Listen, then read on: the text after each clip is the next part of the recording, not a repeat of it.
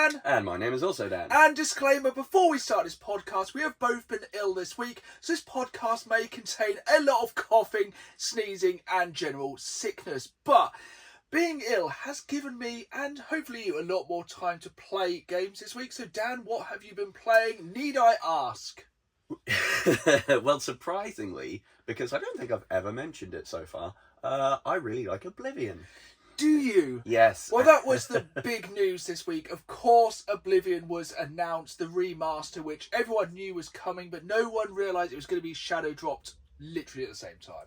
Yeah, the way they did it blew my mind, to be honest.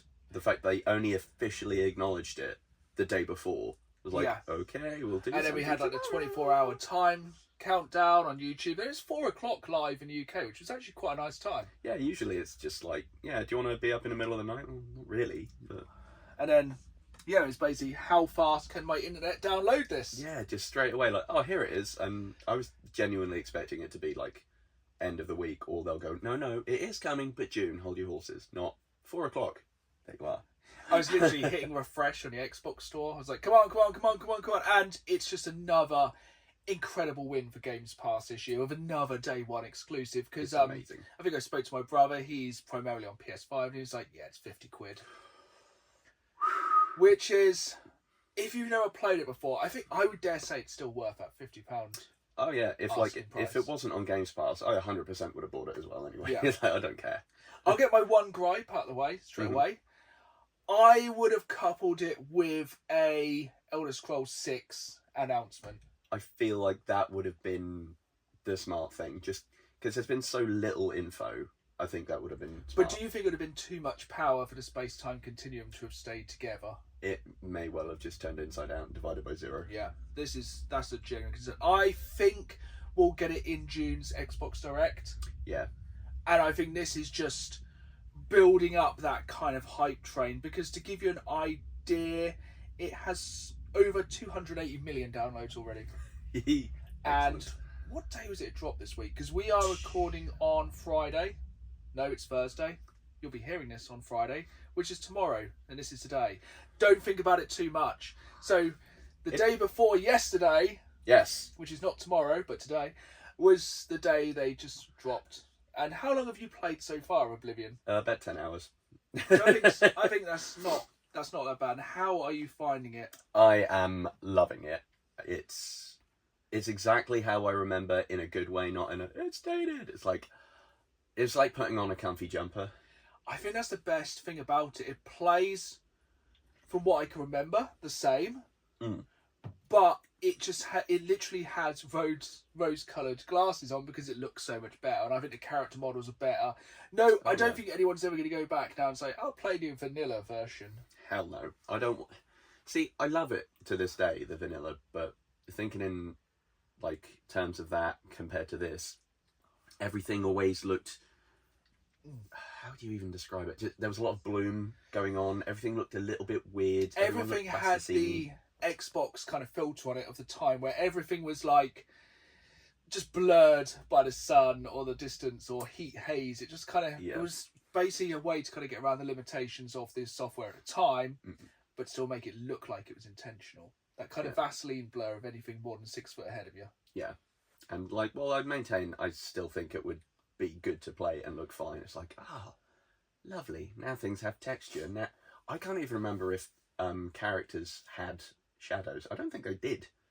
No, but some of the shadows and lighting in this are absolutely incredible. If you haven't played it, definitely check it out. Like the shadow effects, the water effects, it looks like a new gen game. Yeah, I was doing one of the early missions where you have to escort 2 sons to their farm and kill some goblins, and I was just watching them go down this road and tracking the shadows, and then every little bump it hit, it dynamically worked. I was like, wow. I've been finding out a lot with going through some of the dungeons with the kind of skeletons, the dynamic lighting, stuff like that. Yeah. And I can't... it's been so long. I was thinking about it. I probably haven't played OG Oblivion since before Skyrim came out. Yeah. I can't remember if you could do much in the way of seeing arrows in corpses after you took them out. I feel like there was like a arrow maybe. Yeah. But now you can basically turn things into human pincushions. Yeah, you can see exactly where you got them. Much like the fun photo I sent you in the middle of the night of yes, bullseyeing one right in the Backdoor. Yeah. Yeah, let's go with that. But yeah, I'm absolutely loving it so far. I am on my second attempted run because I made a weird choice. I tried to be really clever with my character creation, so I went with the kind of born under the sign of the Atranash. Oh yeah. So is that? So Hang on, let me remember. I think I can do this. So I have the exact word of the text. Let's see if you can remember the star signs for a game 20 years old. Is Atronak?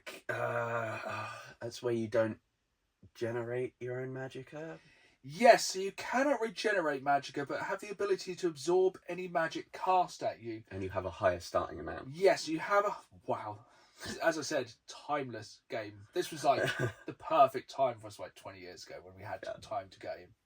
And yeah, so it increases your magicka by 150 points and you have a 50% chance of absorbing spells, but you do not regenerate any magicka. An early game, that really stifled me because I wanted to do a magic build. So I think when I first played it like 20 years ago, I was like sword, shield, bonk. Just basically human barbarian. It was one of my very first experiences of kind of high fantasy. It was my first. Yeah, so it's like one of my first kind of large... For me, I think it was one of the first games that really sounds really Norfolk, that does. Really showed what the consoles could do. Like I've shared it on my social media this week. Like that intro still hits. It slaps. It's so brilliant. You're like, oh, just give me a remaster. As soon as that kicks in, you're like, we are back. It's good instantaneously, and I'm sure a lot of hours are going to be lost to it over the coming few months. Yeah, like as much as I love Skyrim, and for the video version of this, I've got double tattoos there. My most loved Elder Scrolls is Oblivion. I put so many hours into it. I think I had like 5 characters. Was Oblivion your first experience, the Elder Scrolls? It was, yeah. So mine was Morrowind, which, oh my, I would pay some money if they could just make Morrowind look nice. Because it's been a while since I was actually building up to the point where I'm thinking, yeah, I really fancy a Skyrim playthrough. So I haven't played it on this gen. I think I didn't actually play Skyrim on the Xbox One. The last time I played Skyrim was on PlayStation VR, which for me is the best way to play Skyrim because that gives you scope. If you have never played, if you have the means to play VR, play Skyrim VR. It will blow your mind. And I feel like the best... There's so many good things about it, but the thing for me that really made it like, ooh, destruction magic. Just be like... Yeah. Literally, the movement just going, or like the sword and shield is like actually physically, but yeah, just going, with magic was really fun. That was amazing. But like, yeah, my first experience was Morrowind. I feel like that gave you possibly still the most creativity and the most freedom. I have actually gone back and played Daggerfall, which is the Elder Scrolls 2. Yeah. Never actually dabbled with that one. It's absolutely ginormous. Really? It dwarfs every other game, but it's very much... It's a DOS game, I believe. Comment down below if I'm incorrect, because it has been a long while. I played it when they did the collection recently for PC. Recently, probably about 15 years ago. And it had all the games. I couldn't really get into the very first one because it's a very old game. Is that Arena? Yeah, so I couldn't really get into that one. But I played a little bit of Daggerfall, but it very much is... Can you remember playing like the old Space Hulk games? Yeah. It's very much like kind of walk forward, turn, and it's like, yeah, it's got like 1 frame rate. It plays very much like one of the Windows 98 screensavers. Yeah, but I think it's actually like has a map. Real world terms is about the size of Europe.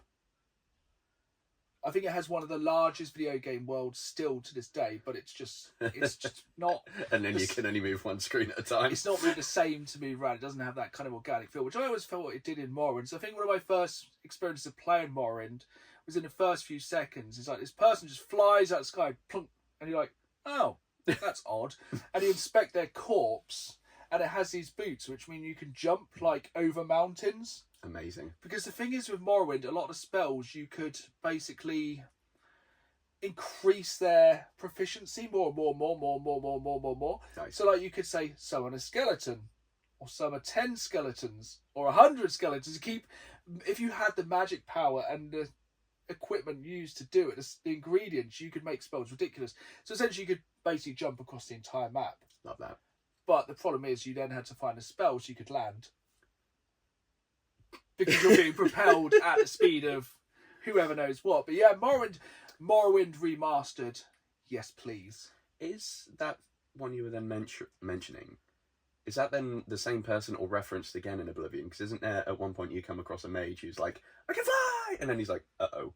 I think there's a lot of like things that are referenced across the games. It's like, because isn't he adoring fan in Skyrim as well? Or is his legend just kind of carried on so much from Oblivion that the memes are still going?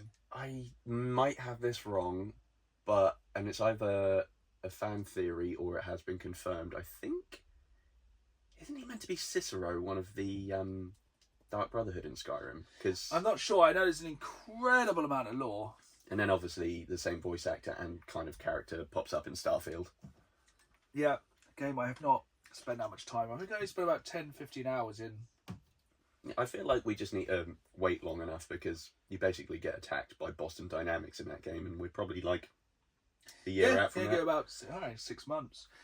But yeah, so I think that we will be probably playing Oblivion for the next 20 years.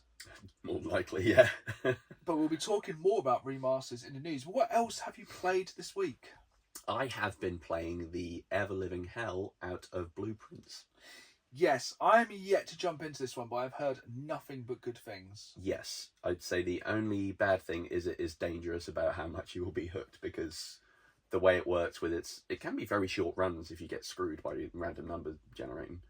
But there's a baffling amount of strategy involved and things you have to learn that then carry over into runs, and then bits that don't, but then you have to think about and plan ahead. Yeah. There's so many secrets I'm uncovering. And I think it's one of those games, the less you know about it, the better it is, yeah? Yeah, definitely. But basically, rogue-based puzzle game trying to get to the 26th room? 46th room. 46th room, by laying different rooms. Yeah, in a map layout that only has 45 squares, so I'll be interested by that. Have you got to the Fabled room? Annoyingly, no. I have managed to unlock a door in 3 separate runs, but then I've not managed to get to said room. But yeah, definitely one I'm looking forward to jumping into very soon. It's incredibly enjoyable. And I think the other game we've definitely both been playing this week is Turnip Boy Robs a Bank. It's so fun. I got low-key addicted to this game very, very quickly. So every fortnight on a podcast, we set a short game which everyone can complete in that 2-week period. We'll get to that bit in a minute. And essentially, it's a short game, so we can talk about it absolutely full of spoilers on the podcast. So I have finished it. You are crushingly close to the end, aren't you? I feel like that has to be the ending where I'm at. It is the ending where you're at. It's just beating that final... It's not even a boss, because essentially you're running away, aren't you? Yes. Like, I've not got... Is there a showdown with that, like, homogeneous alien lump? So, as I said, massive spoilers coming up. So let's rewind a little bit first. So, essentially, the game starts after Turnip Boy has killed God. Perfect. So, for those wondering, no, of course you don't need to play Turnip Boy commits tax fraud first. Apparently, we did. No, but basically, this one, Turnip Boy is trying to rob a bank. You have a limited amount of time to go into the bank, steal as much money as possible in order to level up to get further in the bank and do different things. Essentially, it's a roguelike. It has a very, very addictive. I was getting up very early in the morning, just going, one more run. This time, it's basically you do a run. You're like, I'm going to do this, and this time. Yeah. While grabbing as much money as possible, while getting out before the police come. Because have you ever been caught by the police? I've not. I've been gassed by the police. Is that what they do? Because I've always got out in time or died. I got really cocky because I had some good weapons. I'm like, I'm just going to go finish up some little mini quest lines. And then, was it Mayor Stinky? Yeah. The garlic clove. Phoned up. Was like, I'm getting sick of this. I'm just going to gas you. It's like, that's a problem. That's quite a dark sense of humour, doesn't it? Yes, very much so. And I like also that all of the people that talk to Turnip Boy, all Turnip Boy does is just goes, never says anything in response. Yeah, it's a very much silent protagonist kind of game. But yeah, it's very good. Basically, you get better weapons, you upgrade your weapons, you take out bosses, and then it just builds up to the end. There's some weird stuff that happens on the way there. Yes. Did you find the secret room where the guy that runs the online seller platform was? No. That was flipping weird. So I found Hell. Yes. And I found what was it? Was it the Lumi Onion? the weird Illuminati group. Oh yeah. They were really weird. He basically wanted to kill loads of people and just loads of weird. Did you ever manage to kill the Super Fox? Yes. It's the only thing I didn't kill in that game was the Super Fox. I could not work out the best tactic to kill it. I think in the end, I managed to go back with Turnip Boy's dad's revolver and just gatted the hell out of him. Oh, because that's one of the most powerful guns in the game. Oh, I love it. I like the chainsaw. That's fun. I think that might be my strat for getting through the final bit, because the bit that really screwed me over was all of the rubble. So if I just go... Yes, so essentially at the end of the game, some things happen in this period, but essentially they're stealing the bank to put it on the moon, obviously. Naturally. And you attach 4 rockets to the bank so you can fly up to the moon, but on the way you get attacked by aliens. I think this was also the plot of Fast and Furious 9. Yes. So basically the aliens, because they have alien technology, you can't hit them. You have to run. So on the lead up, you have to go around the entire bank, beat all the bosses, place 4 rockets in a corner. Then you fly to space, getting attacked by the alien. Essentially, you're so close to the end of the game. You have to beat the alien out of the bank. And then, but it's trying to kill you all the way there. It's basically a run and you run, it guns. Yeah, it becomes and so then basically, when you get to where you need to get to, full spoilers for the end here, the Don Pickle. Nice. Does he backstab? No, he gets in a weird rocket and flies the rocket into the alien, killing the alien. Don Pickle. He sacrifices himself, and then the achievement pops at what cost. So essentially, Don Pickle dies, so you can. It was really emotional. So then you can live on the moon in the bank. Nice. I'm quite glad though, because it really seemed like they were going to do the standard double cross. No, I think they kind of set it up so well the entire game that they didn't do it. That's pretty good. But no, I fully enjoyed it. Oh, it's a really good game. We have set the game for this fortnight. I'm just trying to remember what it's called, unless you've written it down. I want to say it's called, I don't know how it's even pronounced. Jusant, is it? Jusant? I'm just keep sharing some parts that you enjoyed. So, what was it? I really like the mechanic of, because you get like a pool of weapons that you can pick from to start each run. But also, enemies will drop weapons and you can upgrade what they are by like getting certain things, and you'll like find better guns on your run.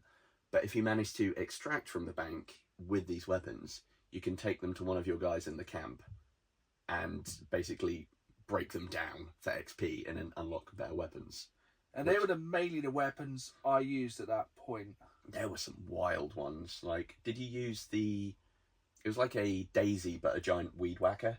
Yes, that thing was very wrecked good. house. I think a lot of like the kind of area effect weapons were very good. There was another game I had that kind of just bounced things around and basically turning it into a bullet hell. That was incredibly good. Oh yeah, I think I had one of them. And then you get some, it's like, this would be great. It's like, actually, that was kind of ass. Like, there's anything that was like a flamethrower or minigun was strangely disappointing. Yeah, same as a rocket launcher. Like, I really thought I was going to like the Hellcat you could get from like their Hell arena bit, but it worked kind of like a flamethrower, and it was like, wah. But yes, thank you for filling that dead air. The Down Against Man podcast game of the fortnight is a game called Jusant or Jusant. I presume it's because basically it's a scale an immeasurably tall tower, ascend to new heights through diverse biomes, piece together the tower's past along with your watery companion. Ooh. So basically, I think it's quite a chilled game. I think essentially you are just trying to climb a very high mountain. I like it. And yeah, I feel like we need something a bit more chilled. Yes, not bullet hell, not neon nightmares, not Doki Doki. No, I think we're just going more artsy. But I have completed another game this week. So if you remember last time I said I started RoboCop Rogue City, I actually finished it over the space of these 2 weeks. It was about 20-25 hours. That's pretty good. So I have had sickness time to kind of play through it. I really enjoyed it. I can't put my finger on why I enjoyed it. There was certain bits of it that were a real slog. Yeah. So essentially there is a lot of bits where you are going through and you are absolutely robo-copping and just literally blowing apart every mother lover in front of you, just destroying everything, which is fun. But I said last week on the podcast, like, that could get old pretty quick. Yeah. And yeah, I think it would have got old very quick. Then it has like a lot of actual police work. Like some of it goes down to such bare, low-level police work. It's like this car is parked in front of a hydrant. It's like, uphold the law, put a ticket on the car. No way. And then it's like solving murders or like disputes. Like I think there's like a drunk, but he's homeless, and he's like, you shouldn't be drinking in public. He's like, I'm not. This is my home. It's like, you got me there, and you have to kind of decide whether to go on the absolute like full blue line of you're breaking the law, or if you can kind of go with the public. Basically, the entire game you're trying to either side with the public or the police. And it's really good. It's definitely got more depth than I imagined. You can kind of tell it's from a smaller studio. There's like a lot of the levels are set around this kind of surprisingly small kind of area of the city, and you do revisit it quite a few times, probably over visit it. Yeah. And I did do a lot of the side quests. I think I did every side quest in the game. It probably is a lot of padding. One thing I would say, if you do play it, with one playthrough you cannot get enough skills to max out everything. Oh, okay. But one thing I really did like, there's a mechanic where you get different motherboards to put in your gun. That's cool. And like you can add certain effects, but also you have to make sure you don't add modifiers that are negative. So you may have an effect that makes people explode into bloody bits, but it may take the power of your gun down randomly. Oh, okay. Or there's a mod later on where your gun can basically never have to reload. You just hold the trigger and just go and just pepper the entire world. But it might be rubbish against heavily armoured enemies. And later on there is some heavily armoured enemies, including like some return cameos from the films, which are really cool. I don't want to spoil anything about that game. And yeah, I really enjoyed it. Basically 20-25 hour first person campaign. If you're a fan of RoboCop, absolutely yes. If you're a fan of kind of dystopian cyberpunk, probably yes. If you're more of a casual Call of Duty or want a slightly more in-depth story, I'd say no. Fair. Do I enjoy walking down corridors, peppering people with bullets? If not, there's no cover. You don't take cover. RoboCop doesn't cover. Yeah, you don't do any. There's no tactics. It's literally I am the law, that's Judge Dredd actually. It's about Dead or Alive. You're coming with me. Yeah, that's RoboCop. And the annoying thing about it, the most annoying thing about the entire game, which nearly broke it for me, RoboCop's run. The sprint in that game is pitiful. Is it like? What was it? It's like power walking. It's so annoying. It's like RoboCop. You're being chased by like motorcyclists. It's like, okay, and just dung.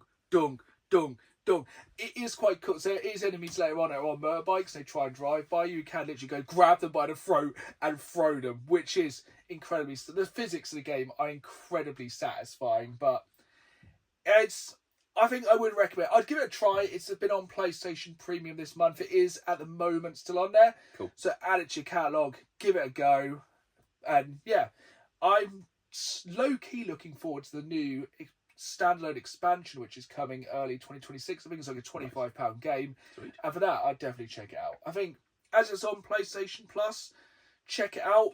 You may like it, you may not. I'd definitely give it a check. But is there a dedicated animation for like nut shots? Isn't that a thing in the movie, if I recall? Yes, there is, and there's a trophy for it as well. Fantastic. But there's a lot of my arm and people, and yeah, there's some real throwbacks to the film. Sadly, no toxic waste though. Wow. Which was one of my favourite things when I first wrote about that guy. Comes out toxic waste, his like jaw melts off, stuff like that. It's really cool. But we've played. That's a fair amount of games this week. I think it's going to be a lot of Oblivion. I'm away for a week, so I'm going to be hitting up the Switch. Nice. Which I find it difficult to go to Switch games sometimes. Because I think Games Pass just releases a new banger every week. So yeah, I'm going to delve back into the Switch library over the next week. But we'll be talking about that next time. But let's go into some news, and I'll let you start because I'm about to cough up a lung. That's fair. Well, seeing as you just mentioned the Switch, low-key update on Switch 2 status. As of time of recording, today, 24th, pre-orders are back on in America. And as it stands at the moment, and it still could be subject to change, the price is staying as it was initially stated. It hasn't been increased by the tariffs yet. But accessories, they will be potentially seeing a price hike. And this is because apparently a lot of the units they managed to already ship into the States before this nonsense happened. Yes. So currently, okay, whether we'll see like a price jump when they have to do the inevitable restock because they sell a buttload, we don't know. Yeah. So I think so far already in Japan, 2 million people have signed up alone for like pre-order. Because I think with a lot of pre-orders, you need to sign up for your Switch and have the prerequisite that you've played so much time on your Switch and have Nintendo Online to be eligible. I love that the sort of what is the more casual gaming company is like, you need to prove you're a gamer. Like, yeah, come on, man. But I think that's exactly what this is going to. The Switch 2 at launch is going to be for the most hardcore Nintendo fanboys. Not saying that's a bad thing, but for me, if you're buying a Nintendo Switch 2 at launch, you're buying it for Mario Kart World. Yeah. That's it. That's just a fact of life. Yeah, and I very much doubt there are going to be any FromSoft heads going like, I want it just for Bloodborne 2, or whatever the heck they've called it. Yeah, it's just Bloodborne 2. But, yeah, there was, so we had the Nintendo Direct, which had a lot more information on Mario Kart World. Which I have not seen, so... Mario Kart Forza Horizon. Nice. So it's essentially Forza Horizon with Mario Kart skin. It has an open world. The Grand Prix, you basically race on a track, then race to the next track, go around the world. That's cool. You have to complete all the Grand Prix and you unlock Rainbow Road. Yeah. There hasn't been any footage yet of Rainbow Road, so that'd be quite cool. With the characters, I think you drive around in the open world to find the extra characters because the roster is ginormous now, isn't it? Yes, it's ridiculous. I think it's over 40 different races. And also costumes, you have to pick them up by driving through drive-through food restaurants and eating the correct food as a correct character to unlock different costumes. I hope, what is it? Moo Moo gets an outfit that's just a Big Mac wrapper or something. I reckon there's going to be some quite weird ones. Oh, from Nintendo? Well, I think Luigi goes through an Italian restaurant and unlocks a gondola, which is kind of borderline... I'm not going to say racist, but it's like, let's go with some real stereotypes here. I think they should have him come out in a hoodie with a backpack and several signs that say depose, defund, or whatever it was. I think it's going to be wild when it's out. I think the most interesting mode is like the kind of survival mode, which I have literally ripped from Forza. Nice. From Forza Fun Live, where essentially 24 races and every... So often they take 4 people out.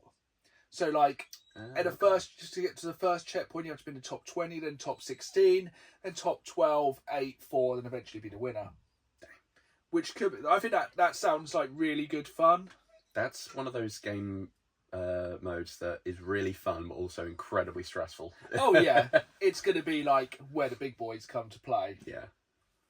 Which I would be in the kiddie pool because I suck at driving games, even kart games. Yeah, I reckon if I got it, I'd get really into it. But I'm guaranteeing right now, I do not think there'll be enough Switch 2 units out there for the amount of people who want them. Nah, I can't imagine so. But yeah, that is one of the biggest pieces of news this week. But we have breaking news from about 2 hours ago of time recording. So I haven't told you this yet. Can you remember in the past few months when the PlayStation had the celebration, you could download the new themes? It's like when it started up, you could have the PS1, 2, 3 and 4. I really enjoyed that. They're back. They're going to be here permanently, so you can permanently have the PS1 sound when you turn your PS5 on. Yay! I really like that. I don't know why, but I really like it. It was just absolutely fantastic. Whoa. I loved it. I was changing mine periodically, mainly between the PS1 and PS2. Yeah, I had PS1 for ages. I might go PS2 just for PS2's quite satisfying. I enjoyed that. So yeah, I'm very glad that's back. And also The Last of Us Series 2 is back. Woo! Very fun. I will say spoiler free on that because I haven't watched it yet, but I have heard things, but we will not ruin it for anyone else. I've so far only seen the first episode, which I very much enjoyed. And yeah, I'm very much looking forward to jumping into that and keeping it kind of video game based television and movies. We haven't yet gone to see the Minecraft movie because it's been the Easter half term and I don't want to be covered in fireworks and popcorn. Or water buckets or anything. I don't want to... I just want to go and watch a film. Yeah. And also the Minecraft Mania has... So it's made $700,000 already, making it the highest grossing video game movie ever, overtaking Super Mario Bros. Which is wild. Which is crazy. And also, not only that, it also has the shortest song ever in the UK Top 40. Oh, yeah. I can't believe that. How and why did that get TikTok. to the top 40? TikTok, that's all I'm going to say about that. Is that like 38 seconds or something? No, it's shorter than that. So I think the original song that was the shortest song ever released in the charts was 38 seconds. I think this is 32. Yeah. And annoyingly, the lava chicken does look pretty tasty. Yeah, I think it's just absolute classic kind of fodder for TikTok, isn't it? Yeah, it's the one thing that Jack Black really kind of does well, and they've gotten a nice little condensed bit of it. See, I'm not the biggest Minecraft fan in the world. I'm sure it's probably going to be quite funny. We are going to go and see it. We're hoping to go and see it before the next podcast, and we'll talk about it then, because then hopefully everyone in the entire world has seen it anyway. Yeah. And yeah, I'm going to go into it with kind of a open kind of mind. From what I've heard, it's not a bad film. It's like a perfectly good film, but yeah, not my usual thing. I'm sure it'll be enjoyable. Yeah, it's from the same people that did the newer Jumanjis, and I actually enjoyed those. Yeah, I didn't mind those. Yeah, anyway. Again, Jack Black. Yeah, and The Rock. Actually, the Jumanji films are just a great cast. Yeah. But back to video games. There's been a couple of, well, kind of in movies as well. Recently, we had the Star Wars Celebration. Yes. So it announced many, many things Star Wars. We're going to finally get a Star Wars film or films back in the cinema. So in 2026, we're going to get The Mandalorian and Grogu. Only in cinemas, which, day one, midnight launch. Pedro is having a good few years, man. He has collected the Infinity Stones of every major... Because I think we've said this before. So he's like Last of Us, DC, Marvel, Game of Thrones, Star Wars. He's in everything. He's in Narcos as well. We've all seen the meme. He's in most things. But yeah, so they announced lots and lots of Star Wars things. I've currently started watching Star Wars Andor Series 2. Nice. Which is sitting at the moment with a 99% positive rating on Rotten Tomatoes. Right. It is very, very good. I think it's kind of that more boots on the ground. Rather than, I'm a Jedi, I can kill 1,000 stormtroopers. Like, I'm just a person, I'm going to probably get killed in a crossfire. Yeah, I feel like it's really a difficult challenge for a writer, I would guess, making any form of conflict when you're just, like, Space Jesus. Yes. Basically infallible and can take anything down by just going... I think the thing with Andor is we all know how it's going to end. It's not going to end well, and it's not going well. And they've really doubled down on space Nazis. Nice. Like, the Empire is horrific in this one. They often say that things in fiction somewhat reflect what's happening at the time, so I don't know where they might be getting that from. Yeah, it's a little bit too... Because it's kind of showing the rise of the Empire. They're just slowly doing slightly worse things, you know, eventually leading up to genociding an entire planet. But keeping it light and video game based, so they announced a new Star Wars video game. Zero something? Star Wars Zero Company. Yeah. Which I am very excited for. It's a turn-based kind of combat. It's literally from the people who made XCOM, so it's hard to describe without saying XCOM. But it's from some of the people who made XCOM. I think they recently made Star Wars Outlaws.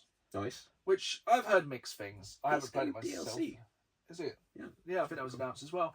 But yeah, very excited for that one. I think you can play as a Mandalorian. So sold on that. But what other games? I think you've got some other games that were announced this week. So I don't know if it's been announced, or whether this is the first I'm hearing of it. It remains to be seen will it be any good, but it's called Dreadmore, and it's imagine Dredge, but first person and with first person shooting mechanics. Oh, nice! Sounds like it might be quite good. So you pootling your little tugboat around, and then squiddy nonsense happens, and you're going to have to defend yourself. Yeah, it's a game I've been looking to get into. Yeah, so that should be quite exciting, hopefully. We've gotten a lot more details about Marathon, which I was asking about. I don't know about you. If they pull it off, I'd be surprised. I'd be surprised if they pull it off. I think it could be the new Helldivers 2. See, the thing is, I know they've got chops because Bungie, when they're firing on all cylinders, are doing right. I mean, Halo, good. Destiny 1, once they stopped farting around and actually had a plan. Good. When Destiny was running well, Destiny was fun. It was god tier. What does put me off about it is looking at it at the moment, the visual style. I can imagine it giving me an ocular migraine within 10 minutes. Yes, it has that very much 80s future look. You know when Helldivers goes wrong and you get the pink sky? Yeah. It's just that. Yeah. It looks like a lot. It looks like kind of Super Hot meets Helldivers. And I'm hoping it could be good. I'm hoping it's going to fill could be Helldivers hole. Yeah. Because the Illuminate are literally on the outskirts of Super Earth. Yeah, they are in the sector or at the edge of the sector. There's nothing left between them and Super Earth. So I don't know if it's just the galaxy's going to end. I, for one, welcome our new Squid Overlords. Yeah, so that's interesting. We had to always get in our little bit of Helldivers to each podcast. But yeah, anything else you've seen coming up? We've got a new trailer for FPC Firebreak, which is looking even more fun than ever. 100% going to try. I'm sure we'll probably 100% try that together. Yeah, that'd be quite a fun one to stream, I reckon. Yeah, definitely. We can find an evening. We've got games dropping this week. Not announcements, but ones that are coming soon or already come. As of today, Claire 33 or whatever it is. It Operation Claire or just called Claire 33? I'm not sure. It's not one I think I'm aware of. It's a mix of open world sort of adventure things and turn-based combat, but with some more dynamic bits to it. So it's not just turn-based. You also have to do some free aiming. You do parrying and whatnot. Nice. From what I can understand, the story is there's someone farting around and just like drawing numbers on stuff, and anyone above that age is gone. Oh, I think I have seen a trailer for that actually. Yeah. Is it like Expedition 33? If I got that wrong or something. But yeah, it looks very intriguing. Outside of Baldur's Gate and Pokemon, I'm not usually a big... Hasn't that just dropped? I think it's today. I think I've seen some very positive reviews of it. Nice. Which is good. And cutting edge stuff, at the time this episode drops, so tomorrow, or today if you're listening. Yeah. Days Gone Remastered. Yeah. Woo-hoo. I will hark back to what I've said in previous podcasts. If you haven't played Days Gone, there's never been a better time, and you should play it. Oh, yeah. If you've played it before, probably don't bother. Yeah. You can have like hordes of about 800 zombies or something. It's like 3 times more. It's ridiculous, and it'll be absolute chaos. So the only game I would add to that is a big, take this with a spoonful of... the rumour of the Fallout 3 remaster. Yes. Yes, please. So, what I've seen... One thing has said it is confirmed, but just wait a bit. It's not anytime soon. I think they've kind of done the classic. It would be ridiculous to release Oblivion Remastered this month and then Fallout anytime soon. They need to release it in a dead kind of time. Yeah, especially getting closer to whenever the heck GTA is going to drop. Because Oblivion had no reason to drop when it dropped. No, just on a Tuesday afternoon. Here you go. It's like, oh yeah, it's just... We're getting backlogged this year. And that's just like, oh, here you go, have a 100+ hour RPG. It's like, oh, nice one. That's not what I really needed. So, yeah, honey, order the vitamin D pills. I'm not leaving the house. Hopefully that. But we will be talking about our favourite open world RPG games later in the episode. I think, what have we got? We've got soon, also, quickly, not one I'd be massively interested in, but still cool to see it's still going. And that's Fatal Fury. It's getting a new game, I think, next week. Okay, you set me up nicely for this one. So, obviously, of course, this week, here comes the rant. This weekend was WrestleMania weekend, or as most people know it, Easter. What? But this was WrestleMania weekend. And it was sponsored by so many video games. And one of the main games it was sponsored by was the new Fatal Fury. And yes, it does look incredibly good. And yes, they did do some Fatal Fury-inspired entrances. And yes, they did put advertising everywhere. And I do mean, insert expletive here, everywhere. WrestleMania was the most over-advertised thing I have ever seen. They had a Clash of Clans sponsored tag team match, and one of the tag teams came out dressed as Clash of Clans. It was beyond stupid. Drew McIntyre came out in Doom, the Dark Ages attire, which was cool as. But every single match was sponsored by something, and Fatal Fury was one of the main sponsors. I think it was on the mat the entire pay-per-view. I reckon it's probably good Hogan doesn't wrestle anymore, because he'd have heard Clash of Clans and he'd have gotten the wrong thing going entirely. But yeah, if you're a wrestling fan, it was a great weekend. Night 1 was terrible, except for the main event. Night 2 was really, really good, except for the main event. What were the main event for both nights? I haven't actually watched it. Triple threat. Night 1 was Roman Reigns, CM Punk, Seth Rollins. Had a very that was great. The rest of the night was terrible. That was great. And then the second night was Cody Rhodes versus John Cena, and it was not great. Oh, in my personal opinion, because basically they made Cody Rhodes look like a rhymes with snitch, and John Cena look like John Cena, and it was just.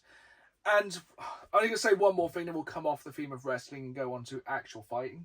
We're just going to throw fists next. If I ever hear another Travis Scott song ever again in my entire life, I will pull my ears off. That's fair. The worst thing about WrestleMania was that theme song. I absolutely detested it. But we're going to get on to more fighting. And we're going to talk about our March Madness, which is carrying on with the final rounds of our first bracket. Yes. And over to you. So, let me get that up. So, we had we're going to call it the Western bracket last episode, where we had Power Rangers versus the Dilophosaurus, and Starkiller versus Predator. And from there, just to catch you up, Starkiller is going to be going up against the Power Rangers, but minus the Blue Ranger, as we figured the Dilophosaurus would have taken out at least one, and probably the Blue Ranger, which also probably would have happened in universe anyway, because they bullied him. Because toxic work environment. Yes, so in case you haven't been listening over the past few weeks and were trying to work out if we've gone wrong, basically Dan has set up a March Madness, which is essentially loads of geeky, nerdy, culture-based things versus each other, because why not? Yeah, seemed like a fun thing to argue about. It's like Celebrity Deathmatch, but with less plasticine. Yes. So, our first matchup today from the Western, whatever I didn't say a minute ago, bracket, is Stephen Hawking on Compound V versus the Babadook, which... quite possibly the most wild. Yeah. These were all randomly drawn from a pool of... how many people were in the pool? 10 on each wheel. So yeah. We had like nerdy culture or monsters of some description. And yeah, we basically throw these to a YouTube vote every 2 weeks. And this is quite possibly the closest ever. This is the closest ever since something else was importantly decided by a 1%. So... we will argue them first. Who would you like to take the side of? I'm going to go with Babadook. Cool. So, I'll let you I'll do your argument first. I would say that the Babadook has the edge because the whole vibe of the film was it being sort of allegorical for grief and despair and mental illness. And despite being a genius and working very well with the set of things the universe gave him, I'd imagine Hawking probably had a lot of negative thoughts up in there. Yeah. So the Babadook would have a lot to go on, and I reckon he could very easily... maybe I'm talking against myself here. Could very easily corrupt and possess like he did the mum in the Babadook. But then if Hawking's on Compound V and gets possessed... oh no! This is my entire argument. It's Compound V. You're talking about one of the most intelligent people of all time who, unfortunately, didn't really have too much body strength. No. So we don't know what the Compound V would do, because obviously if you've watched all the episodes of The Boys, it does have quite random effects on random people. So it might just make him even more intelligent, or it might give him back, like, he might give him super strength or super speed. Yeah. So we don't have a concise answer. Should have done a separate wheel for what powers. That would have made sense. Question is, though, if it gave him super strength, would he be able to use it? Would it be like putting a really good engine in a car with the wheels unattached? Sorry, that was rude. I didn't mean it like that. Here on the podcast, we never mean anything with any kind of... We just are stupid. I went for the analogy thing. Didn't really think the analogy through in context. And we don't edit this at all. We put some sound effects on, some wobs, and that's about it. But yeah, would you like to see how the public voted? I would very much like to. So it was 48% for Stephen Hawkins and 52% for the Babadook. Babadook, my boy. Which I can kind of understand, because it is a paranormal entity, and I think it would kind of as it's paranormal, would overtake superpowers. Yeah, I feel like even if he got, Homelander strength punches, it's still like some sort of weird grief You demon. can't punch someone that really exists in this frame of existence. No, absolutely not. You can't punch a ghost. No. Or a spirit. Lord, I've tried. Yeah. But yeah, so the Babadook is through by the skin of his scary teeth. Big old scary teeth. Which takes us to the final round. Yeah, I can't believe it's never been a sequel. Yeah, wild. I mean, they'd probably ruin it, I reckon. And that's Yeah, such a it's a great self-contained standalone story. horror film. I do think the ending is kind of silly, not in a way that ruins it, but just spoilers. The Babadook ends up just becoming like a pet that lives in a basement and they feed worms, like as a thing. I guess it's quite a nice tie-off, really, to the allegory of it being about like depression. That you don't get rid of it, you just kind of lock it up in a basement and deal with it. Yeah. It's kind of silly to have this horrible monster just be like burning up worms, but I liked it. It was a good film. Yeah, I think it made sense for film. So, takes to our final round of March Madness. The final bracket before we get into semis. That would be Ash Ketchum versus the Bat Squatch. As we said, some of these drawings are wild. And this one, who do you want to argue for? I'll take what I can already guess is going to be the losing side, and that is the Bat Squatch. Go on then. So, 9 foot tall, big old wings, Angie, lives around Mount St. Helens, so probably has to deal with a lot of like natural unpleasantness anyway in case St. Helens pops off. Against a teenage boy. I reckon if he can get in there, like swoop down before anything happens, Ash is screwed. He ain't going to do nothing. He'll just swipe his head off. See, I think going from what the public has said, spoiler alert, and how I would look at it, going as everything being a canon event, Ash would essentially fight it with like tons of Pokemon. He'd just yeet them all out. No Or he'd one-on-one just hit. get his Charizard out. Bonk. Or get, I don't know, well, Pikachu, I guess, is a Bat Squatch class as a flying Pokemon, so it's going to be weak to electricity. That's true. What would he be? It's kind of grim, bat, not... I'm going to say dark or poison. Yeah, so I expect he's probably going to have something to combat it. Yeah, what dark, weak to? I forget. Fighting, I think, randomly. True. Yeah.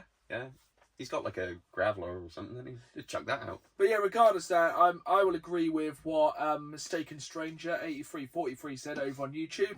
Give Ash a Master Ball and it's all over. Yes, this was, I think, what we mentioned in the first time when we drew the brackets. Like, he could very easily just catch the Bat Squatch. Because we're trying to take it as everything being canon to everything. So essentially, throws a Master Ball at it. He's taking it with 76% of the vote. Oh, yeah. Ash is taking the Bat Squatch into the next round. So not only Ash wins, but also takes it through. So kind of both win almost. Well, one's now a slave. That's true. Oof, definitely not a winner. And lives in a ball. Sponge, but wait, no. The Babadook then goes through to fight Ash Ketchum with all of his Pokemon and the Bat Squatch. That's... Damn! So what do we have on the other side of the brackets? We'll be putting these votes up to the public over on YouTube the next fortnight. So the other side of the brackets that will decide our final is Starkiller versus 4 of the Mighty Morphin Power Rangers. And then on this bracket, the Babadook versus Ash Ketchum, now packing the Bat Squatch. Perfect. So yeah, we'll be throwing it to there in the next 2 weeks. That's going to be wild. Talking of wild, we're going to jump into another crazy story which my wife has found over on Reddit before we get into our favourite open world RPGs of all time. Going off Oblivion. And today's Tfue. What are we going to have that stand for this time? Today I fudged up. By accidentally buying games in the night. So it may be quite similar to last week's story, but... So recently I've been using a macro to do some farming on games on my Xbox, and so I don't have much time to play during the day. Not having time to play games. What? Doesn't really compute. One makes time. No, you make time. You make time for the ones you love. Or you stay up. Or you just don't sleep. This morning I wake up and start swiping through my notifications, so I see several random charges on my PayPal. I open it up for more details. It's just for several games totaling just over £200, made at 3 AM. My first thoughts are either my cousin decides to treat himself or somebody hacked my account. Both of these motions were dismissed when I went to check on my Xbox, which was mid-download. I noticed some weird behaviours, though, as the screen would just cycle between buttons, clicking and then back to circling, which made me realise the macro was still running. Going back to AI here, folks. AI is bad. No laggy. Somehow the macro had escaped my game and gone to the store to treat itself to a few games in the night. Immediately I'm a little annoyed, as that was the remainder of my paycheck and I only have 15 minutes before my bus leaves for work, so I can't deal with it. When I got back home, I luckily found the refunds page on Microsoft and got them all refunded, as well as putting a lock on the item store so no games can be purchased without me in the future. I can't believe the macro just escaped the confines of where it was. I'm gonna... First opinions, as I gave some comments. That is somewhat... I mean, what was the macro for? Like, exactly. That's what I'm trying to work out. And, like, was that some... Because macros are very specific bits of code for, like, repeated actions, aren't they? So what did they put in there? I presume... It sounds Diablo to me. Oh, maybe, yeah, because they've got the whole online, like, in-game marketplace, haven't they? So I expect it was resource gathering on something. And then it got out. I'm trying to scroll through the comments and find out what it did, but I think one of the top voted comment right at the way at the top is it became sentient and needed to be fed more games to farm. So obviously it was trying to find... I expect it was put on something really boring and it's somehow... I expect it was something like Diablo and the game's crashed and then it's just gone to the same screen. Oh... Yeah, maybe. Oh, somebody said it's probably Minecraft away from keyboard farms. Yeah, as soon as it gets out and it's like somehow inexplicably keeps trying to run on what's open. See, they're the kind of games that if I don't have time to play, I wouldn't be playing something that requires hundreds of hours. I'm really trying to find out what the game was. That's what's... If I find out before the next podcast, we will let you know. Because I think the person said that really annoying. I'm going to drop it in here and then disappear forever. Oh, good. Well, maybe it spread. Maybe it got to its smart fridge and eaten. Maybe it just posted it itself. But yeah, I just wondered if you haven't got time. There are games I would love to play that I have not played due to lack of time. But I would not get a macro to Elon Musk it for me. No. Throwback to our very first episode, we found out that Elon Musk was not a real gamer. No. Or a real person. No, maybe. I think he's sculpted out of butter. I think he's just a construct of our collective consciousness. I was really worried about what you were going to say there. Definitely a construct. He's a construct. Let's pull out of this and go from the real world to the open world and our favourite open world RPG. So, that was a good segue. With Oblivion dropping this week, it's made me kind of get to thinking that is both one of our favourite open world RPGs. 100%. So we're going to basically talk through some of our other favourite open world RPGs and if we'd like them to be remastered or if they're okay how they were. So I will let you begin while I have a quick refreshment break. So because we haven't spoken enough about it, one of the ones on my list, because I couldn't dance around it, is Oblivion. As we touched on earlier, it was my first foray into Sword and Shield kind of gameplay in high fantasy, and I think it was my first, like, I'm going to say proper RPG I ever played. I played it on PlayStation after playing it around a friend on Xbox and then waited with bated breath for them to finally port it over. Yeah. And oh my goodness, sunk so much time into it straight away. But can you remember the thickness of the manual that came with that originally? No, actually. It was wild. It was so big. It's like, what is all this stuff? And having not played an RPG like that before, it was very daunting and I did not know what was happening. I do remember sprawling the map out in front of me. That was so nice. Yeah, that was it was a time, wasn't it? Yeah. I've gone quite left field with most of the games on my list. Oh, nice. So I'm going to start off with Shadow of Mordor. Because I think it plays like an open world RPG. You basically skill your character up. But it's the fact you can kind of skill up your enemies as well. That's fun. So for no one if people haven't played it, it has a nemesis system, which I don't think any game has used up to this point, touch wood. No. So essentially, if somebody killed you, they grew more powerful. It's pretty cool. Or they could, like, say you set somebody on fire but they didn't die, they'd then be scared of fire.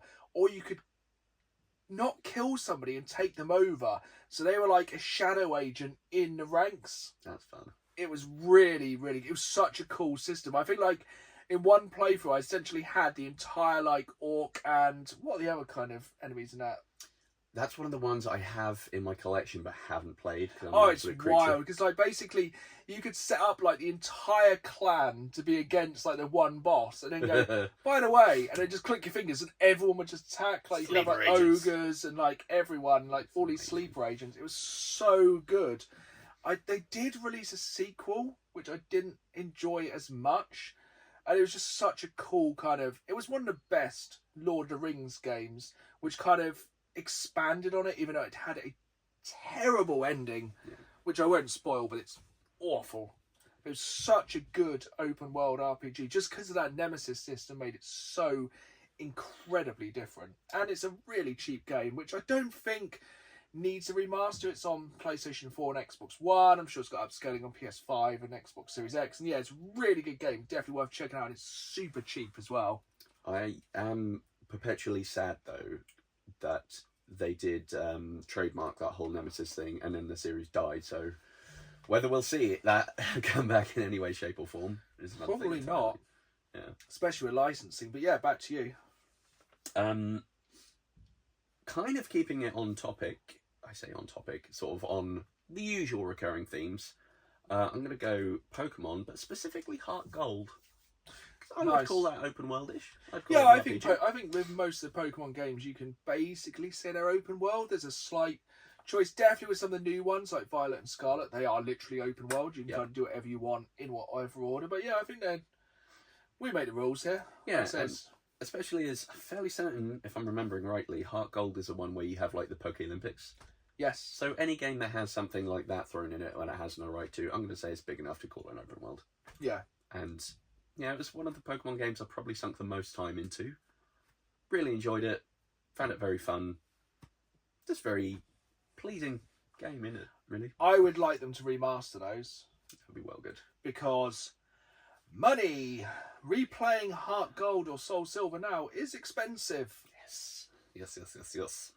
But we won't rub dirt in that wound again of Dan selling every game he owned in his childhood that was super expensive now. And we'll go on to a bit of, as I said, I've got a bit strange in my list. I'm going to talk about Horizon Forbidden West. So I think a lot of people played Horizon Forbidden Dawn. Yes. Really good game. Essentially, open world robot dinosaurs. Say no more, really. That's a selling point for me. Open world, robotic dinosaurs, apocalyptic.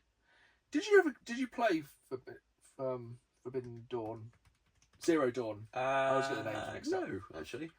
Very, very good game. Very I like the kind of way you could kind of break the dinosaurs down, steal their parts, disable guns.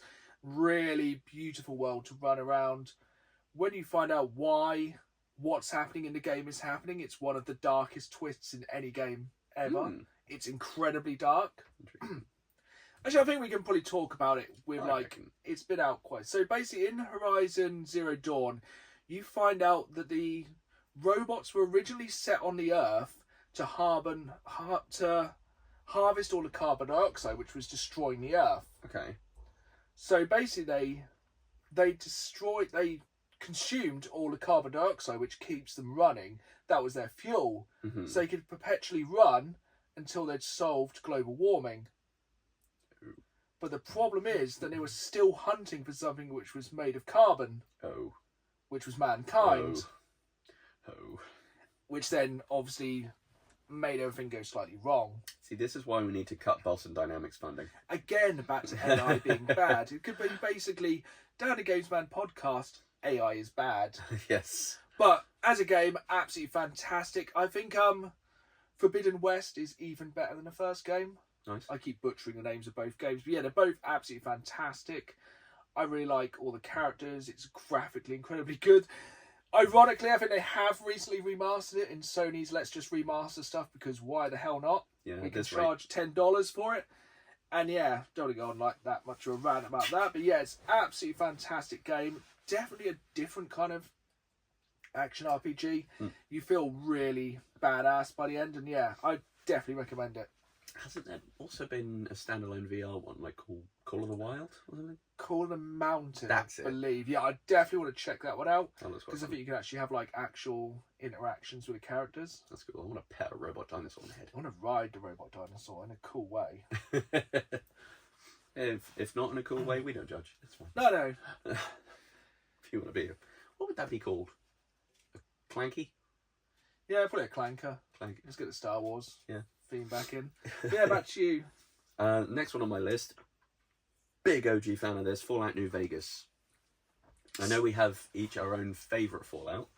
So mine changes on a day-to-day basis. It's either... I've actually put Fallout 3 for this list. So strong. Because for the simple reason, when I first played Fallout New Vegas, I played the vanilla base game. Okay.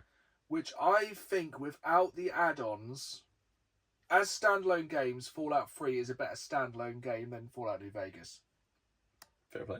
Because I think a lot of New Vegas is empty. There is a lot of sparse. So here's a train station. Cool, what's there? Well, it's a train station. And then like Fallout 3, you'll kind of go somewhere, there'll be a quest line, yada, yada, yada. Yeah. And I think New Vegas has more... It's more kind of concentrated areas of activity. Yeah, little hubs, as it were. I think what did it for me at the time is it was when I discovered I quite like Western films. Yeah, So having the gunslinger part to it. And yes. Also, I felt the writing, or something about it was a little bit different, and maybe that was because it was an Obsidian game. I think it's just more sarcastic, Yeah. which is probably the entire reason you like it more. I reckon. Oh, am I sarcastic, am I? But yeah, I really enjoyed that, and I've got a very vivid memory of one summer just having some time off and staying around my friend's house, and we just like played through a new Who's campaign your companion? together. Oh, Boone. Well, yeah. Always Boone. I'd love to find somebody who goes, oh no, I didn't have Boone. It's like, why? Yeah, I've had Arcade Gannon, but you could have had Murder Hobo. Did you ever try and side with Caesar's Legion with Boone? No. Because he will stand for none of that. He will whip that sniper rifle out and he will start popping heads. Nice. And I was like, you got a point. I think it's literally one of the answers. You're like, oh yeah, you have got a good point. Let's genocide Caesar's Legion. Excellent. I remember one time we tried having Arcade as our guy, who usually completely useless in a fight, very pacifist, and then one time he just goes, "There's a Deathclaw over there." I was like, what the hell did you just do? Because Deathclaws in that, if people have only played Fallout 4 Deathclaws are pussycats. They are nerfed in comparison. Fallout New Vegas Deathclaws are death incarnate. Yeah, they're the, did I save a minute ago? Thought kind of provoking I mean, the things. hilarious thing when you first play New Vegas is like, yeah, go to New Vegas. It's just over there, just through the Deathclaw habitat. Yeah, like... That game stitches you up so hard. It's like, yeah, you should go that way. It's like, why? And it's like, yeah, just go through this valley. That's the right route, you'll be fine. Such a very leathery, unpleasant crow flies, you'll be fine. Yeah, I think we could probably argue Fallout 3 versus New Vegas forever. I do like the idea of a remaster of that, though. Also, just something where they can just maybe tweak that green filter a little bit to make it less all-pervasive. It's, again, just has that classic kind of Xbox 360, PlayStation 3 feel on it, where everything's just a little bit Vaseline-y, just so they can physically make it work. Yeah, just shades of green and brown forever, for a generation. Speaking of, next game on my list is Cyberpunk 2077, which when it first came out, excuse me, as a day one player, it did have some graphical issues when it first came out. It was graphical issues with the game occasionally occurring. Yeah, but now, PlayStation 5, buttery smooth Cyberpunk is so good. It's amazing. It has all my favourite kind of dystopian Cyberpunk, obviously feels... It's just fantastic. It feels like a living city. Yes. And it's just a fantastic kind of playground. It mixes that kind of perfect combination of GTA with kind of open world RPG elements. Yeah. And it just really gives you that kind of freedom to do whatever you want. The guns, the kind of gangs, the different kind of ideas, everything about it just fits perfectly together. I also like that you don't always feel like King Muck, whereas you know, like any other usual game, you're the chosen one, or even in Grand Theft Auto, you feel like all these guys are just peasants. Yeah. Whereas in that, it does feel like everything's going on around you. You're incidental. You're just another mug. Oh, 100%. Like when you get somebody kind of super hard, like SWAT teams come down. Yeah. They should not mess around. They are late for their dinner, and you know about it. Yeah, they are not getting paid by the hour. Nope. So back to your list. Where am I? One of our other semi-regular mentions, and that's Baldur's Gate 3. The problem is with Baldur's Gate 3 is where the hell do you go after it? Yeah, it's going to be difficult to top. That is because it's a party-based, turn-based, rather than kind of first-person like Oblivion or Skyrim. So you kind of, otherwise anything team-based like that is kind of... It does a weird thing of being somehow really immersive, because I guess it's probably the character interactions. Even though, you know, turn-based combat and like the camera angle, you're not being like player insert, seeing it through their eyes. It manages to be very connected still. I think that's the thing with that game. It takes role-playing further than... It puts role-playing on top of combat. Yes. The world just feels very rich and well realised, which is quite nice. Because, you know, we're playing in one of the greatest universes ever created with the kind of D&D universe. There's so much lore. Yeah. Oh boy, is there. Just so many bits that, like, if you really start scratching the surface, like, oh. Or if you already know it, you do the sort of... If you know, you know. Yeah, you're like, just DiCaprio meme. But, yeah, it's amazing. It's one of the first, excluding Pokemon, one of the first turn-based RPGs I've really sort of clicked with, because sometimes I just find them a little bit clunky. Yeah. But I don't know whether it's just I really liked the universe, so I gave it more of a chance, or because of how it's put together, it just really works for me. I don't know what it is. It's an absolute masterpiece, and I will have no one say anything else. No. Anyone that argues is wrong. Yeah. Just wrong. We're taking your hands, get back in the portal. It's just like, yeah, it's pretty much if you enjoy high fantasy, it's a perfect game. And the Dark Urge playthrough, amazing. I still haven't done my Dark Urge because I still need to get a physical copy of that. I think we were in CX today and saw the physical copy of the game. It's getting expensive again, so I'm hoping to kind of get one before it gets too mad, because the game they've done with it now. Yeah. They've done all the updates, they've done all the patches. It's done. It's not the same team working on Baldur's Gate 4. But same studio or just completely different studio? I don't know. I think you got to think the time between Baldur's Gate 2 and 3 many time is more than the time between Skyrim and the Elder Scrolls 6.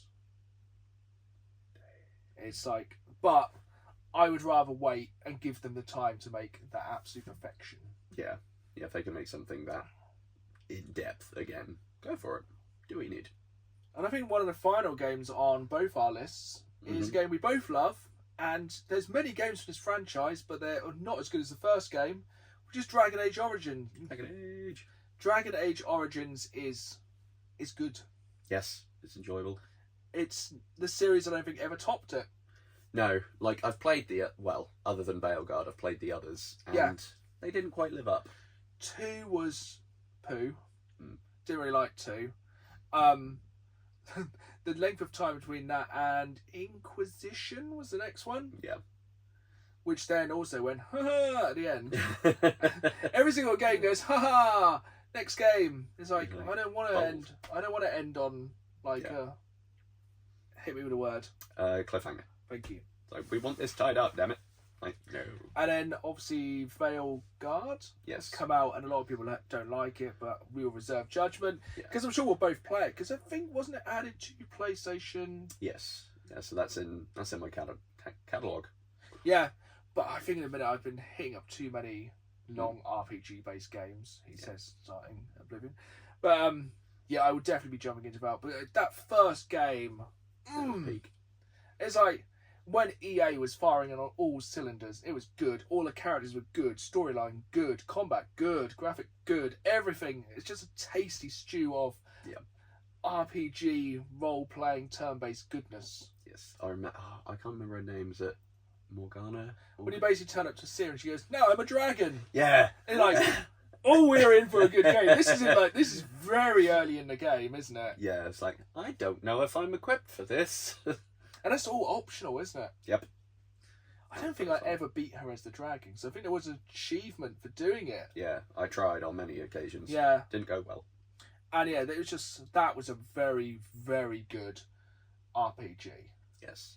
Like, incredibly strong. And 100% remaster that. Yeah, that would be very good, because I imagine that probably doesn't hold up too well now. No, I think it is on EA Access, which is obviously part of Games Pass, but I presume it's graphically fudgy. Yeah, I would imagine there's some things of, I'll keep this as far zoomed out as I can. Otherwise, you will be able to count the 3 pixels for their face. But character building in that game, very nice. Absolutely fantastic. I think I remember romancing Alistair. Mm. Well, that probably happens very naturally in a game. And also, I had one of the best I'm a dwarf and I live in a mine bits. Oh, so good. I actually really do want to replay it, so I really hope they remaster. I think with EA not having anything at the minute, that'd be good to do that, just to keep the ball rolling. But I do fear that Veilguard has killed the entire series. Yeah, it might be a case of give it a couple of years and they'll do something again, kind of like that's what I do, remaster. Yeah. Which brings me, so you've had your 5. I have, yes. I'm going to bring out the wild card. And this is... I went left field with some of my decisions. Mm-hmm. This one I went left so far. I went round the entire globe and came back round again. And that is any excuse to talk about Forza Horizon 4. Explain. Well, essentially, you level up by getting better cars and getting better at driving. It's an open world driving game where you get experience driving to become a better driver, to get better vehicles, to beat boss vehicles. That's my story and I'm sticking to it. Well, Your Honour, with the case before me. Alright, yeah, I'll give you that. That's fair enough. It's the closest... I'd just like to make very controversial statements out there. I think that works. Makes sense, yeah. It's open world. You have this, I guess, with the upgrades, that it can be considered role-playing, or sort of the standard framework, even if you're not playing a role. And because I played it during lockdown, I was playing the role of somebody who could go outside. That's a fair point. Yeah, I suppose if you can do that sort of insert in... And, being able to drive around the UK at 130 miles an hour destroying public property. It's like being in Milton Keynes. It was, yeah. But comment down below, if you're watching over on YouTube, watch the video version of this, your favourite open world RPG. And we are coming to the end of the episode, but we still have some questions from you viewers. We're going to start off with a question by Kieran. And he asked, I think we have answered this question before from another viewer, but I flip-flop on this answer all the time. And it is, if you could only play one games console for the rest of time, what console would you pick and why? Do you have an answer lined up or do you need a moment? I have an answer. I would go PlayStation 2. I feel like you went PlayStation 2 last time. Yeah, I'm sticking with the guns there. I feel like third-party wise and first part, there was just such a big back catalogue. And yeah, there's a lot of shovelware, but if you can only play that for all of time, you got a lot of time to go through it. Yeah, still one of the largest gaming catalogues of all time. Mm-hmm. How's about you? I'm going to Xbox 360 because we've got so much 360 nostalgia this time. Because essentially, it was a time where people were taking chances with games. You got some of the best first-person shooters of all time. Some of the best open-world RPGs of all time, as we've discovered. Fair point, yeah. A lot of the games still stand up today, graphically. Yeah. If maybe you don't play them on like a 65-inch 4K TV. If you play them on a slightly smaller TV or a monitor, yeah, if you play a lot of the 360 games through Steam, if you're cheating slightly. Or like, I just think the 360 has still to this day one of the kind of strongest catalogues of games overall, for having games from literally every single genre. Crackdown 2. Not 3. We don't talk about 3. No. Since Terry Crews, that game has literally nothing to go for. But yeah, 360 for me had such a wide range of games available that I just think is absolutely fantastic. I'm really sad that when they did what the heck was it called? Basically, the same people tried to redo Left 4 Dead, didn't they? But with a different license. And they kind of balked it up. Can I see it from here? Back 4 Blood. That's the one. Like, I loved Left 4 Dead, as kind of limited as it was just fun. But Back 4 Blood didn't really do it for me that much. No, Back 4 Blood just didn't really capture that kind of perfect essence of like what. I don't know. I couldn't put. Maybe it was the toxic community of the Xbox 360 Online. That could be it. Which, if you were there, oh my, I learnt some slurs that will never be repeated. Maybe that's why the party system doesn't work very well anymore. They've tactically nerfed it to try and reduce how many random slurs you can incur in a day. Yeah, the Call of Duty Online servers were. Bro. I reckon most people would get arrested now for some of the stuff that was said on there. Oh, 100%. Like, they'll be like, hate crime, hate speech, you go now. Yeah. Not that we're condoning it in any way, shape or form. It was horrendous. Yeah. Although, don't camp. Yeah, true. That's some of those. Or the worst was the noob tube.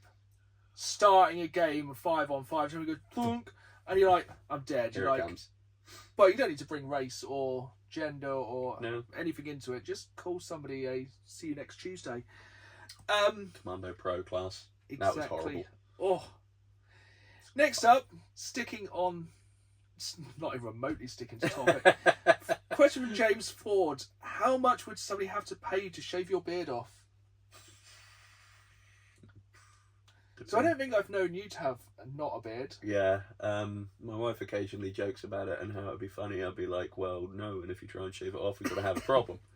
But you've changed your beard periodically, haven't you? Yes, I did do like the Wolverine when Deadpool and Wolverine came out. Kept that for a while. That was strong. Kind of fun. Should definitely bring that back at some point. I'd do that. That's That'd cool. be good. Maybe one day. Maybe Halloween. I'll just dress up as we Wolverine just again. do Wolverine and Deadpool. That'd be well good. That'd be cool. Fun fact, last Halloween work, I did that, and I was the only person to dress up. All previous years, everybody else has. Was fun. Always fun at Halloween when no one else dresses up. Yeah, and you It's have like to inviting somebody to a fancy dress party and changing it last minute to black tie. Yeah, 8 hours dressed in yellow spandex. It was an interesting look for me. What was the question? Oh yeah, beard. Ooh, it'd have to. I feel like an inordinate amount just because I don't want to see my own face without a beard, if I'm honest. So my wife has never seen my face without a beard. We've been together nearly a decade. So that would probably confuse her. I don't know. Could get away with some, couldn't we? Yeah. Not too bad. I think we've got 8 episodes. 8 episodes. 8 episodes before Dan's 4 once. That's good for me. Not bad. I'll believe it. It's fine. Yeah, you can believe it. I'm really surprised we got that far. Yeah, actually. Yeah, we could get away with some stuff not having beards because no one would ever recognise us. Like, if I didn't have the beard, I could have sworn then we would have known who it was. No. See, watching this back, you'll never know that he swore because he didn't have a beard. I don't know. We're getting off the piece. But no, I don't think I would shave my beard off because it's kind of become part of my identity. I think the beard just kind of owns me now rather than me owning the beard. Yeah, and it's like always a fidget toy you can kind of have there. I just, even though mine's not very long, I like to just twizzle it when I'm thinking. It just makes you look more intelligent than we ultimately are. And without it, oh boy, I'd look dim. Yeah, I'd probably look very young. I wouldn't be able to buy 18 rated games anymore and I'd be sad. That's true. I, in the last couple of years, have been ID'd by Monster, and I'm like, come on, look at me. I'm tired and old. I require the monster. Yeah, look at the grey hairs. Just do it. So we have lots and lots of people that always ask me about Holy Grail items, bits like that. Recently, if you're watching over on YouTube, you'll know I picked up one of my Platinum Holy Grail items. So I'm now 1 PlayStation 1 game away from owning every PlayStation 1 Platinum game ever released. But recently, I've had a delivery of, I wouldn't say it's not a Holy Grail yet, but this was a severe FOMO item. This was a pre-order, and I knew if I didn't get this, I was going to regret it down the line, and I would probably be paying more for this in the future. I don't know what this is either, by the way. I feel like you'd possibly do know what this is, Ooh. but I'll let you open it up. This, Ooh. you can still buy this at the moment. Oh, I believe in the future this is going to get expensive, and yeah, it's nice, isn't it? It is open, so just mind the controller. You might have to do an upside down, twisty kind of thing here. Oh. It's the Doom the Dark Ages limited edition Xbox One controller. That's awesome. Do you want me to have taken? I daren't. So I know how pricey these things are. I'm a big fan of these collector's edition controllers. I'm very, very excited for Doom the Dark Ages, and I like to pick up these controllers boxed. And with a lot of these limited edition Xbox controllers, these get expensive over time. If you see the price of the Sea of Thieves controller, especially boxed, you're looking well above 100. So this was 75, which isn't like, I'm not like, oh, that's good, but I believe in years to come. And it's got one of the nice D-pads as well. These are going to get super, super expensive. And just... Look at that boy. Look at him. Hopefully you're watching over on the video version. If not, just tune out now. Just imagine a really cool controller. It's basically a blood-splattered Doom helmet-inspired controller. It's spiky. As you said, it has the good D-pad. Rather than the A-B... buttons, it has kind of Doom glyphs. That's cool. It has a kind of faux leathery kind of scales on the back. That's it cool. It's really, really nice. And these are the kind of items that I believe in years to come people are going to be trying to get and not be able to get. Fun question, thought experiment. Would you pay 150 for it if it was slightly larger and had a screen that played Doom? I'm actually surprised it doesn't. I am too, to be honest. Because that would not surprise me of how Doom things are. And there is a more expensive controller. There is a Pro controller, which is 200. Oh, which does have all the interchangeable bits. There is also an Xbox Series X skin, which is 50 quid, which looks like the Doom glyph, which is sick. And pretty cool. The temptation is there.